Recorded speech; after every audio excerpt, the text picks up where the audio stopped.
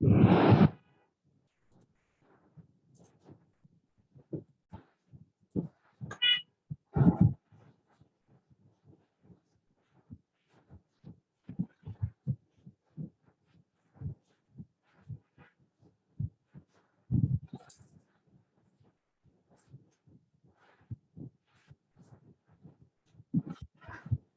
শিক্ষার্থীবৃন্দ, কেমন আছো তোমরা সকলেই?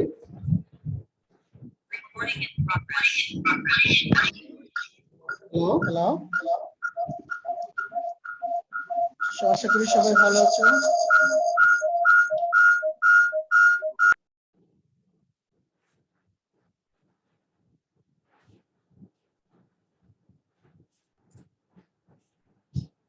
কেউ কি আছো?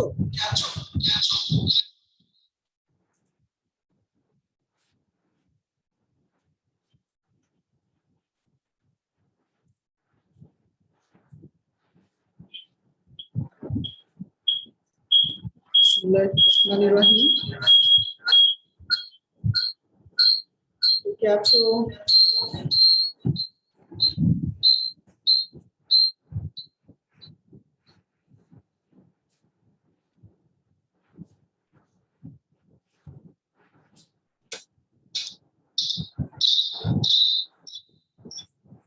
হ্যালো,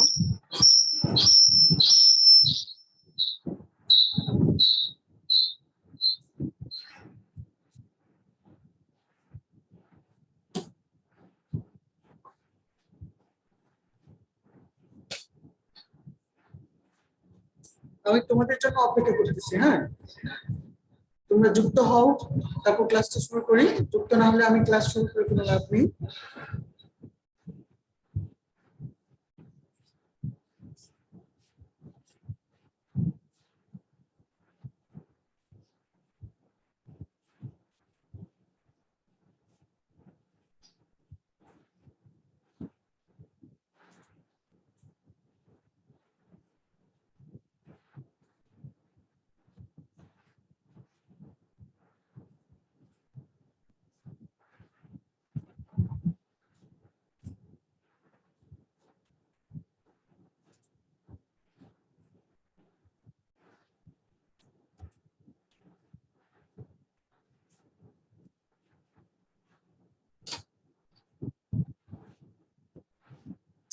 বিসমিল্লাহির-রহমানির-রহিম। এখন পর্যন্ত কাউকে যুক্ত দেখছি না।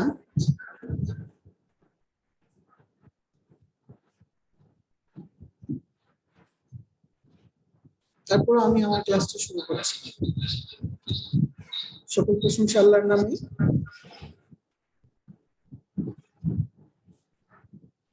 আজকে বরাবরের মতো আমি প্রতিটা ক্লাসের শুরুতেই তোমাদের বলে দিই যে আমাদের যে প্রথমের যে শুরু, সেই যে ক্লাসের প্রতিটা বিষয় তোমাদেরকে স্বাগতম জানাচ্ছি। প্রথমেই তোমাদের ক্লাসের শুরুতে অনলাইন ক্লাসে Siddhirganj Rebotimon public school and college.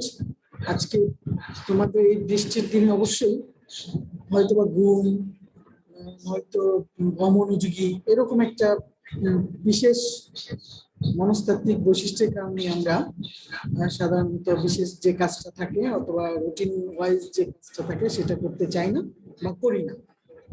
এরকম চিন্তা থেকে হয়তোবা তোমরা ক্লাসে এখন পর্যন্ত কেউ অ্যাটেন্ড করোনি। তারপর সবাইকে স্বাগতম জানিয়ে ইউটিউবে ক্লাসটা যেন আপলোড হয় তখন তোমরা স্বাগতমটা পাও, সেই আশা রেখে ক্লাস শুরু করছি। তোমাদের স্যার আমি গোলাম রাব্বানী, প্রভাষক, Bangla, Siddhirganj Rebotimon pilot school and college. আজকে আমাদের বাংলা বানানের যে বিশেষ নিয়ম, অর্থাৎ তোমাদের এর আগেও আমি বাংলা বানানের বিভিন্ন ক্লাস নিয়েছি, তারপরেও বাংলা বানানের বিশেষ যে দুটি নিয়ম আছে, একটি হচ্ছে সত্যবিধান আর একটি হচ্ছে নত্যবিধানের নিয়ম।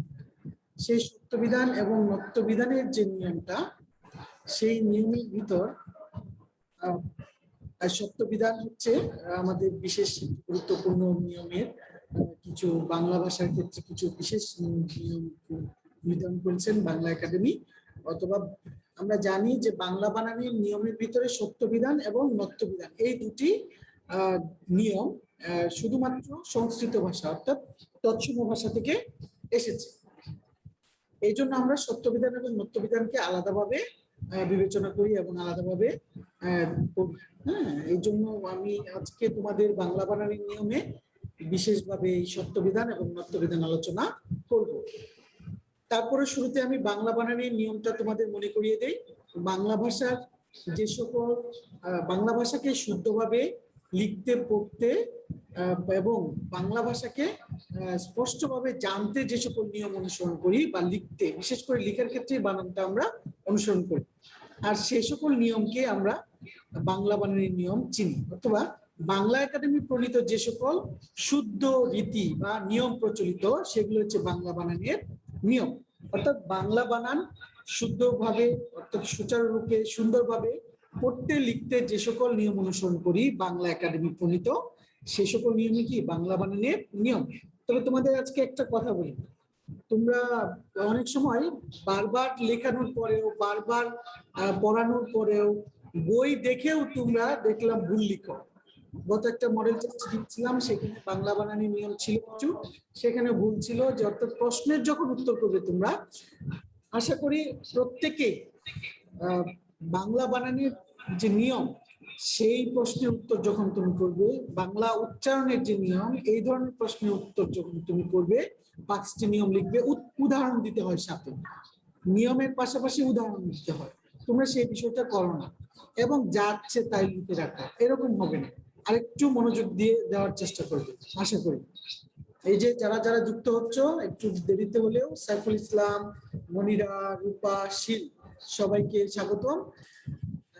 এই জন্য আমি একটু এই যে সত্যবিধানে ঝুলিয়ে রাখলাম এবং কিছু কথা বললাম বাংলা বানানের নিয়ম সম্পর্কে।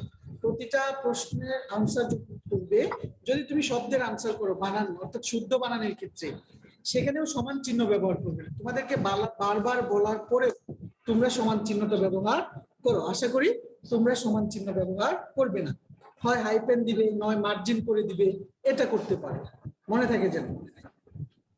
এবার আমরা সত্যবিধান অর্থাৎ বাংলা বানানের যে নিয়মগুলো আছে, আমরা অনেকগুলো নিয়ম পড়েছি। ইকারের নিয়ম, তারপর উকারের নিয়ম, এরপর তৎসম শব্দের নিয়ম, অতৎসম শব্দের নিয়ম, বাংলা বা একাডেমি প্রণীত বাংলা বানানের নিয়ম, প্রণীত বাংলা বানানের নিয়ম, প্রমিত বাংলা বানানের নিয়ম।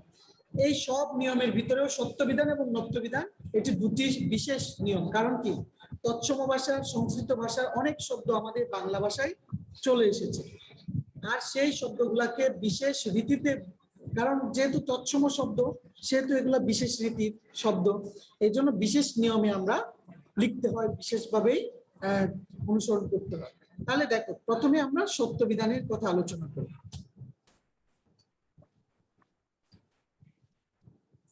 শিখন ফল, তোমরা পাঠে যে বিষয়গুলো শিখতে পারবে, সত্যবিধানের সংজ্ঞা বলতে পারবে, সত্যবিধানের নিয়ম ব্যাখ্যা করতে পারবে। কিছু মানুষ দেখতে পাচ্ছ অনুষ্ঠানের বিশেষ একটা অনুষ্ঠান, তাই না? এখানে আমি শব্দটা কি উচ্চারণ করলাম তোমাদের? অনুষ্ঠান। এই যে শব্দের ভিতরে কি আছে? মর্দন্যস্বরের ব্যবহার আছে, তাই না? এটা একটা অনুষ্ঠানের ছবি, তাই না? আর এই মর্দন্যস্বরের ব্যবহারটা আমরা দেখব যে অনুষ্ঠান, দেখো ঠয়ের আগে মূর্ধন্য বসছে, নিচে দেখো সুন্দরভাবে চলে এসছে স্ক্রিনে, ছয়ের আগে কি বসে? মূর্ধন্য বসে, মনে রাখবে। অর্থাৎ সংযুক্ত ব্যঞ্জন ধ্বনি ঠ বর্গীয় অর্থাৎ ট বর্গীয়, যেটা এখানে ট এর পরে ঠ, এই জন্য ট বর্গীয় ধ্বনিতে মূর্ধন্য বসে, যুক্ত ব্যঞ্জনী, মনে রাখবে ট বর্গীয় ধ্বনির পূর্বে মূর্ধন্য বসে। এরপর দেখো এখানে একটা সুন্দর ভাবে ছবিতে দেওয়া আছে, মারামারি করছে অথবা এক দল আরেক দলের দিকে কিছু ছুঁড়ে মারছে, তাই না? এইটা হচ্ছে দেখো শয়ের পরে মূর্ধন্য বসে, তাহলে এটা কি হবে? এখানে এই যে ছবিটা দেখতে পাচ্ছ, এটা কি ষড়যন্ত্র এরকম বলবে? হ্যাঁ, ধরো ষড়যন্ত্র, হ্যাঁ, কিন্তু এখানে তো ষড় ব্যবহার নেই, তাহলে কি এটা কি শব্দ হবে? কেউ বলতে পারবে এই যে ছবিটার নাম কি হতে পারে? শয়ের যে বলছে মূর্ধন্য ব্যবহার, পাষাণ, এটা কি হবে? পাষাণ। হ্যাঁ, মূর্ধন্যর পূর্বে কি ব্যবহৃত হয়েছে? মূর্ধন্য স ব্যবহৃত হয়েছে, অর্থাৎ এরা যারা এখানে মারামারি করছে সবাই কি? পাষাণ। মনে রাখবে এই শব্দটা। হ্যাঁ, এরা সবাই পাষাণ। এরপরে দেখো, পাঠে যখন তুমি উপস্থাপন করবে সেই দুইটা ছবি আমি যুক্ত করেছি এই কারণে, যাতে করে তোমরা মূর্ধন্যস্বয়ের ছবির মাধ্যমে দুটি নিয়ম তোমরা জেনে গেলে মূর্ধন্যস্বয়ের ব্যবহার এবং মূর্ধন্যের পূর্বে কিভাবে ব্যবহৃত হয়। তাহলে তৎসম বিধানের যে সংজ্ঞাটা, অর্থাৎ সত্য বিধানের যে সংজ্ঞা, সেটা আমরা দেখি। যে বিধানে তৎসম শব্দে মূর্ধন্যস্বয়ের ব্যবহারে নিয়ন্ত্রিত হয়, মূর্ধন্যস্বয়ের ব্যবহার কি হয়? নিয়ন্ত্রিত হয়। যে বিধানে তৎসম শব্দে মূর্ধন্যস্বয়ের ব্যবহার নিয়ন্ত্রিত হয় তাকে সত্য বিধান বলে। এটা হচ্ছে একদম সহজ ছোট সংজ্ঞা। তারপরে তুমি যদি নিজের মতো করে বলতে চাও, দেখো, দন্তস্বয়ের মূর্ধন্যস্বতে পরিবর্তনের নিয়ম সমূহকে সত্য বিধান বলা হয়। অর্থাৎ বাংলা ভাষার যে দন্তস্ব আছে আমাদের, সেই দন্তস্বয়ের মূর্ধন্যস্বতে পরিবর্তনের নিয়ম সমূহকে সত্য বিধান বলা হয়। দেখো, এই যে উদাহরণ, পুষ্টি, সৃষ্টি, পাষাণ। পুষ্টি, সৃষ্টি, পাষাণ, এই তিনটি কি মূর্ধন্য সময় সত্য বিধানের নিয়মই। এবার আরেকটা সংজ্ঞা সহজ করে তোমরা বইয়ে দশম শ্রেণীতে পড়ে এসেছো, যে নিয়ম অনুসারে দন্তস্বয়ের স্থলে মূর্ধন্যস্বয়ের পরিবর্তনের নিয়ম মূর্ধন্যস্বয়ের পরিবর্তনের নিয়ম সমূহকে কি বলা হয়? সত্য বিধান বলা হয়। অর্থাৎ তৎসম শব্দের বানানে সহজ কথা, আরো সহজ কথা বলে দেই, লিখে রাখো। তৎসম শব্দের বানানে দন্তস্বয়ের স্থলে মূর্ধন্যস্বয়ের লেখার নিয়মগুলোকে সত্য বিধান বলে। তৎসম শব্দের বানানে দন্তস্বয়ের স্থলে মূর্ধন্যস্বয়ের ব্যবহারের নিয়মকে সত্য বিধান বলে। মনে থাকবে না? ওকে, আবার বলছি, তৎসম শব্দের বানানে দন্তস্বয়ের স্থলে মূর্ধন্যস্বয়ের ব্যবহারের নিয়মকে সত্য বিধান বলে। ক্লিয়ার? এবার স্বয়ের ব্যবহার, কিছু স্বয়ের নিয়ম দেখো। রিকারের পরে মূর্ধন্যস্ব হয়। রিকার অর্থাৎ রি যদি থাকে, রি ধ্বনিটা যে আমরা দেখি, সেই রিকার যদি থাকে, রিকারের পর কি হয়? মূর্ধন্যস্ব হয়। প্রথম নিয়ম, রিকারের পর কি থাকে? যদি মূর্ধন্যস্ব হয়, সেটা কি? রিকারের পর সবসময় কি হয়? মূর্ধন্যস্ব হয়। ঋষি, বৃষ, বৃষ্টি। এই যে দেখো, রিকারের পর কি ব্যবহৃত হচ্ছে? মূর্ধন্যস্ব ব্যবহৃত হচ্ছে, তাই না? ঋষি, বৃষ বা বৃষ্টি। এই যে বৃষ্টি হচ্ছে চারপাশে। 2 নম্বর নিয়ম, অ আ বাদে অন্য স্বরবর্ণ, যেমন এখানে দেওয়া হচ্ছে ক এবং র বর্ণের পরে প্রত্যয়, অর্থাৎ প্রত্যয়াদি দন্তস্বয়ের মূর্ধন্যস্ব হয়। অ আ, ক এবং র বর্ণের পরে শুধু অ আ বাদে অন্য যে কোনো স্বরবর্ণ, অর্থাৎ অ আ বাদে অন্য 9টি যে স্বরবর্ণ আছে সেগুলোর পরে এবং ক এবং র বর্ণের পরে কি হয়? সাধারণত দন্তস্বর স্থলে মূর্ধন্যস্ব হয়। এই যে দেখো, ভবিষ্যৎ, পরিষ্কার, মুমূর্ষ। এই যে দেখো, ভবিষ্যৎ, এই যে বি ইকার আছে, এটার পরে মূর্ধন্যস্ব হয়েছে। পরি ইকার আছে, এই জন্য পরিষ্কার মূর্ধন্যস্ব হয়েছে। মুমু উকার আছে, অথবা রেফে আছে র, এই জন্য মূর্ধন্যস্ব হয়েছে। বুঝতে পেরেছো? প্রতিটা শব্দেই বলছি যে অ আ বাদে যে কোনো স্বরধ্বনি যদি থাকে তারপরে কি হবে? মূর্ধন্যস্ব হবে। মনে থাকবে? অর্থাৎ আমাদের স্বরধ্বনি 11টি, 11টির ভিতরে 2টি বাদ, একটা হচ্ছে অ আর একটা কি আ। আর যে 9টি স্বরধ্বনি আছে সেই স্বরধ্বনি গুলো যদি থাকে, তারপরে সাধারণত যদি দন্তস্ব অর্থাৎ স উচ্চারিত হয়, তখন সেটা কি হবে? মূর্ধন্যস্ব হবে। মনে থাকবে? আর ক এবং র বর্ণের পর সবসময় কি হবে? সর্বদাই মূর্ধন্যস্ব হবে। 3 নম্বর নিয়ম, অতি, অবি এমন শব্দের শেষে যদি ইকার উপসর্গ এবং অনু আর সু উপসর্গের পরে কতগুলো ধাতুর দন্তস্ব কি হয়? মূর্ধন্যস্ব হয়। অতি, অবি এই দুটি জানি আমরা উপসর্গ, তাই না? এই দুটি কি উপসর্গ, এই দুটি হচ্ছে সংস্কৃত উপসর্গ। এরপরে আছে ই, অর্থাৎ ইকা। তারপর হচ্ছে অনু, এটা উপসর্গ। সু, এটাও কিন্তু উপসর্গ। অর্থাৎ এগুলো সংস্কৃত উপসর্গ। সহজ কথায় দেখো, অতি, অবি, অনু, সু ইত্যাদি হচ্ছে সংস্কৃত উপসর্গ। কারণ আমরা জানি বাংলায়ও আছে সু, সংস্কৃত উপসর্গেও আছে। তাহলে অতি, অবি, সু, অনু ইত্যাদির পর যদি ইকার থাকে, ইত্যাদির পর কি থাকে, ইকার থাকে এই উপসর্গগুলোর পরে, তাহলে দন্তস্ব কি হয়ে যাবে, মূর্ধন্যস্ব হয়ে যাবে। তাহলে দেখো তো, আমরা উদাহরণগুলো দেখি যে কেমন দন্তস্ব মূর্ধন্যস্ব হয়ে গেছে। ইকারের পর অথবা অতি, অভির পর, সু এর পর অতিষ্ঠ। দেখো তো, এই যে ইকার, হ্যাঁ, অতি, আর অতিটা কি উপসর্গ, আর অতি, অতি ই, হ্যাঁ, অতির পরে কি মূর্ধন্যস্ব থাকবে, এই যে অতিষ্ঠ। অনু, অনুর পরে কি হয়েছে, মূর্ধন্যস্ব হচ্ছে, অনুষ্ঠান, হ্যাঁ, অনুষ্ঠান, দেখেছো। তারপর হচ্ছে নিষেধ, নিষেধ, এখানে কি আছে, নি উপসর্গটা এখানে বাদ পড়েছে। নি উপসর্গের পরে কি ব্যবহৃত হয়, মূর্ধন্যস্ব ব্যবহৃত হয়। তারপর দেখো বিষণ্ণ, এই যে বিষণ্ণ, বি, দেখো মূর্ধন্যের পরে কি দন্তস্ব দন্তন্য হয়ে গেছে। সুষম, এই যে সু উপসর্গের পরে কি ব্যবহৃত হচ্ছে, স ব্যবহৃত হচ্ছে, মূর্ধন্যস্ব ব্যবহৃত। সু উপসর্গের পরে কি ব্যবহৃত হচ্ছে, মূর্ধন্যস্ব ব্যবহৃত হচ্ছে। সাইফুল ইসলাম, কথা বলো, আনমিউট করে একটু কথা বলো তো। সাইফুল। আসসালামু আলাইকুম। ওয়ালাইকুম আসসালাম, কথা শুনতে পাচ্ছ, জি স্যার, শুনতে পাচ্ছি। বুঝতে পারছো তো? জি স্যার। Thank you. তারপর জি স্যার, বুঝতে পারছি। মনিরা, তুমি আনমিউট করে দাও। মনিরা, শুনতে পাচ্ছ? স্যার আসসালামু আলাইকুম। ওয়ালাইকুম আসসালাম, শুনতে পাচ্ছ তো? জি স্যার। রূপাশীল, স্যার আসসালামু আলাইকুম। সালাম, কি শুনতে পাচ্ছ, বুঝতে হ্যাঁ পারছো? স্যার। তোমরা আজকে খুবই কম, হ্যাঁ। জিজ্ঞেস করলাম, তারপরেও জিজ্ঞেস করি শেষের দিকে, কিন্তু তোমরা কম থাকো। বুঝি না একাদশ শ্রেণী কেন এত কম ক্লাস করো। ওকে, তারপর দেখো, হ্যাঁ,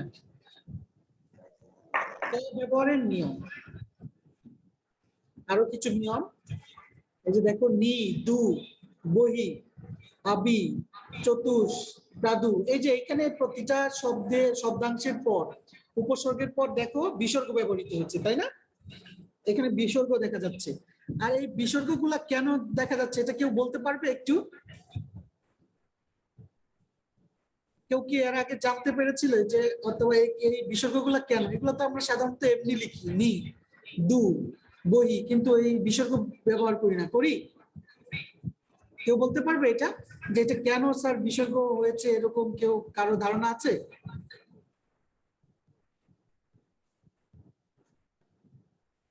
বলতে পারবে না?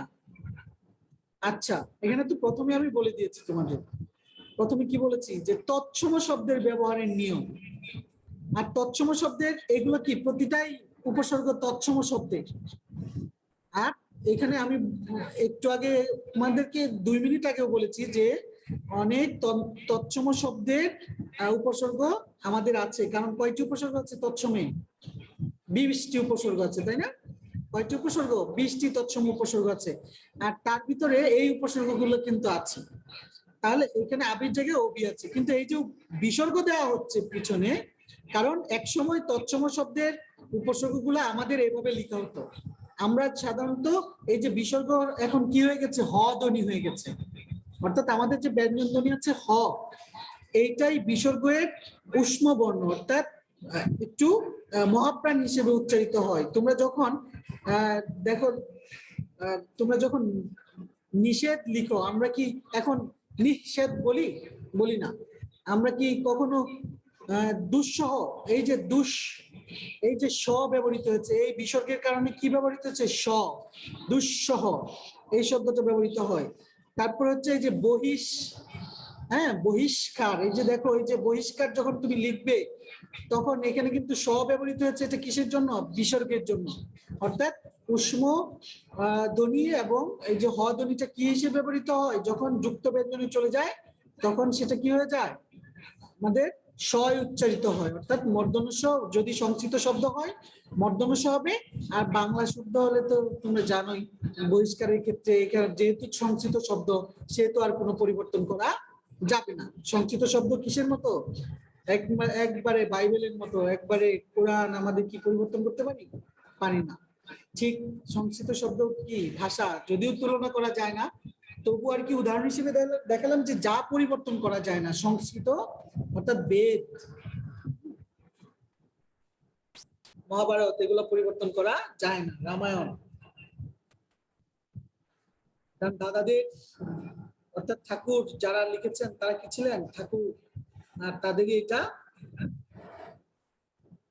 আবিষ্কার। দেখো এই যে উদাহরণগুলো দেখো, যে এই শব্দ অংশগুলোর পরে প, খ, প থাকলে বিসর্গের জায়গায় মূর্ধন্য স হয়। অর্থাৎ এই তিনটি ধ্বনি যদি থাকে তাহলে কি হবে? বিসর্গের জায়গায় কি হবে? মূর্ধন্য স হবে। এই যে দেখো নিষ্কাম, দুষ্কর, বহিষ্কার, পাপ অর্থাৎ নিষ্পাপ। হ্যাঁ, এখানে দেখো একটা হয়ের মতো নিস স উচ্চারিত হলেও হয়ের যে ওই যে মহাপ্রাণ ধ্বনির যে একটা চাপ, বাতাসের চাপ, সেটা কিন্তু আছে। নিষ্পাপ, নিষ্কাম, তাই না? এই যে ওই যে বিসর্গের এটা রূপ, এই যে চাপ, বাতাসের চাপটা হয়ের ধ্বনি। হ্যাঁ, কিছু শব্দ স্বভাবতই মূর্ধন্য স হয়। এই নিয়মটা বিশেষ ভাবে মনে রাখবে, কারণ তোমরা যখন আসবে, শুধু যখন আসবে সত্য বিধানের যে কোনো 5টি নিয়ম লিখো, তখন 5টি নিয়ম লিখলেই হবে এবং এর বেশি লেখার দরকার নেই। কিন্তু যখন তোমাকে সত্য বিধান এবং নত্য বিধান একসাথে বলবে তখন তোমাকে কি করতে হবে? সত্য বিধানের 3টা নিয়ম দিতে হবে, নত্য বিধানের 3টা নিয়ম দিতে হবে, তাহলে তুমি অবশ্যই 5 থেকে 5 পেয়ে যাবে।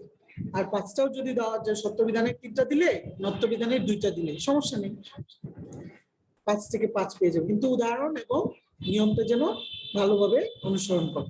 কিছু শব্দ স্বভাবতই মূর্ধন্য স হয়, মূর্ধন্য স হয়, যেরকম আষাঢ়, নিষ্কট, পাষাণ, ষোড়শ ইত্যাদিতে স্বভাবত কি হয়? মূর্ধন্য স হয়।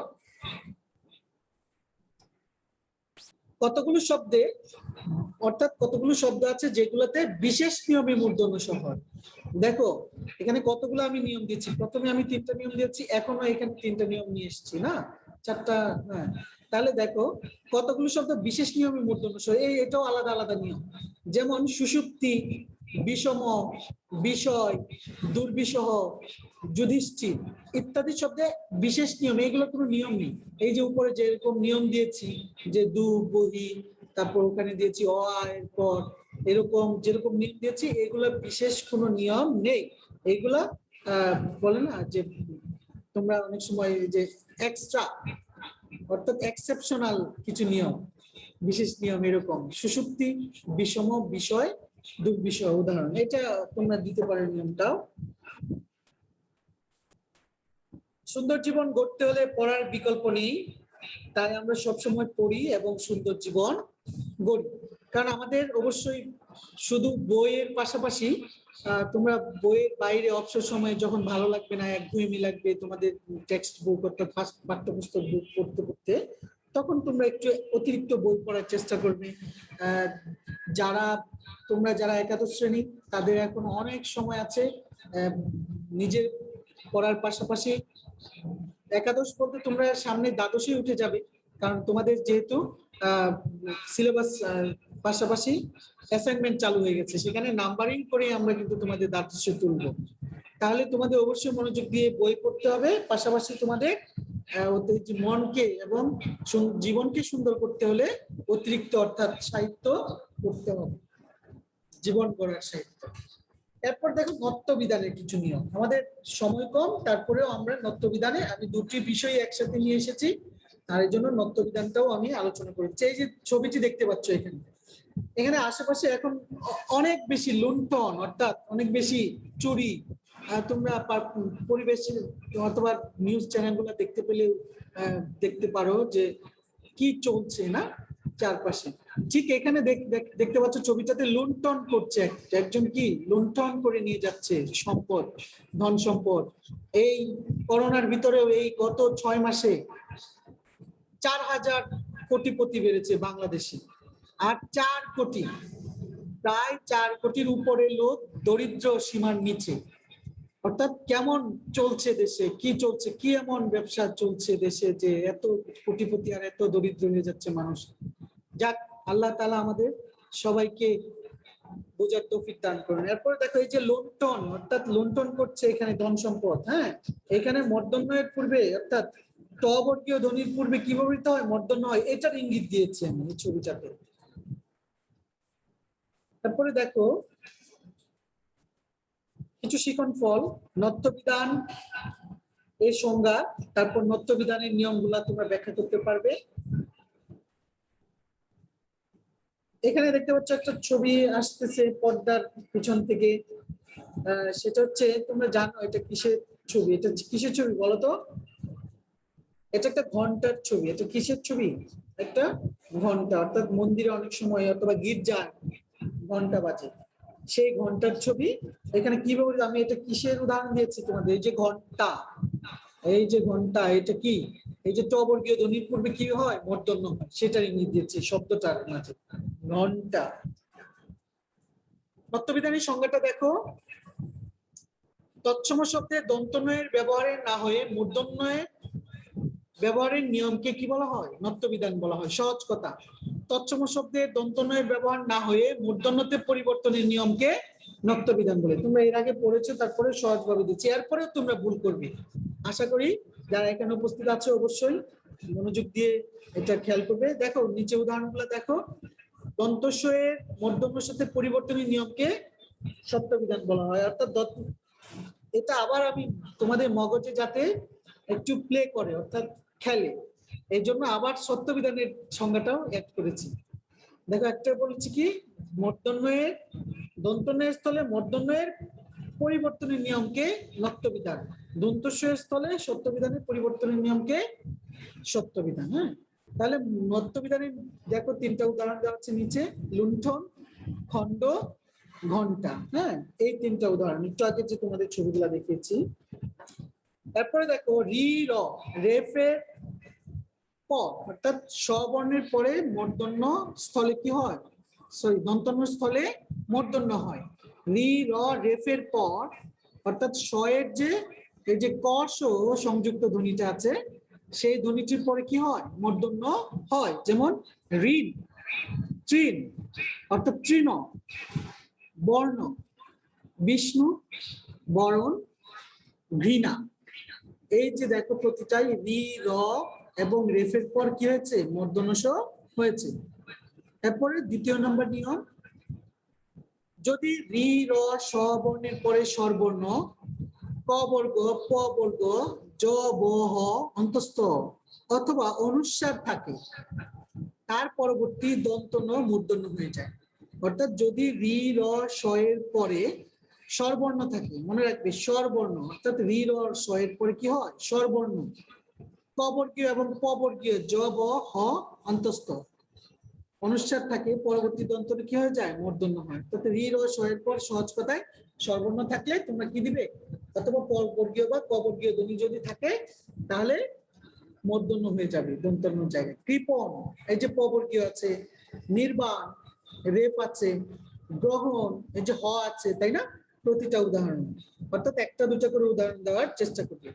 ট বর্গের পূর্বে দন্তন্য মূর্ধন্য হয়ে যায়। ট বর্গের পূর্বে দন্তন্য কি হয়ে যায়? মূর্ধন্য হয়ে যায়। বন্টন, লুণ্ঠন, খণ্ড। সরি,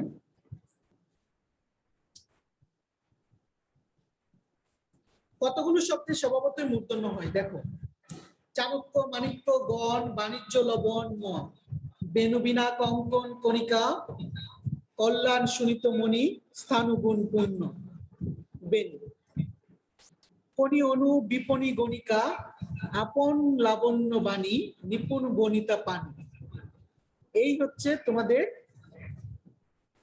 কিছু স্বভাবতই মূর্ধন্য হয়, এই শব্দগুলা খেয়াল করবে। এগুলো এমনি এমনি মূর্ধন্য হয়।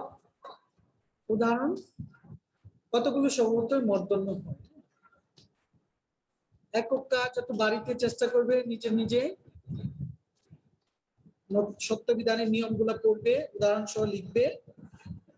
সবাইকে ধন্যবাদ জানিয়ে সময় শেষ হওয়ার কারণে আজকের মতো আমি আমার ক্লাস শেষ করছি। সবাই সুস্থ থাকো এবং পরবর্তী ক্লাস সবাইকে বন্ধু বান্ধবকে বলবে ক্লাস করতে। ওকে, ভালো থাকো, আল্লাহ হাফেজ।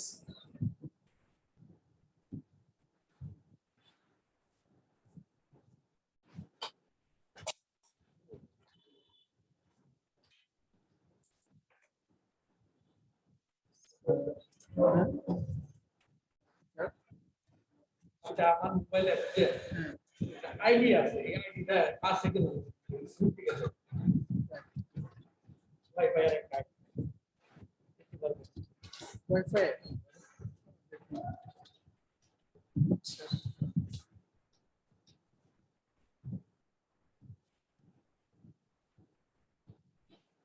এমএমসি তে পাঠায় নি, নাহলে তো আবার কষ্ট করে লাভ নাই তো। দিতে পারে। হ্যাঁ, তাহলে কষ্ট করে লাভ আছে আমার। শ্রেণী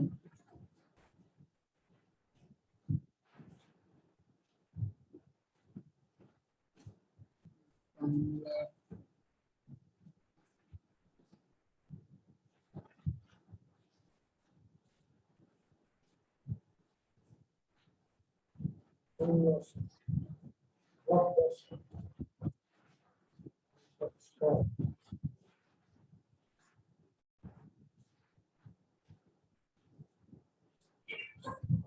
ওইখানে কাজ করছে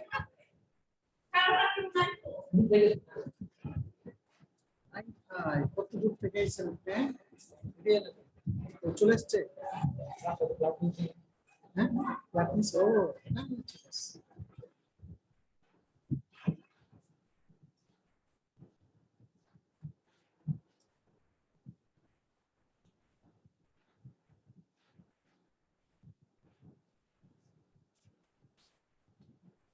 ও তাইফুর রহমান দিছে রে, এরা তো লোক তাহলে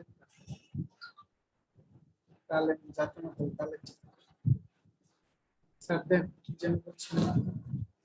ওর আইডি আছে কিনা বাসায় ওয়াইফাইটা আছে না, আইডিটা বাইর করে দিবা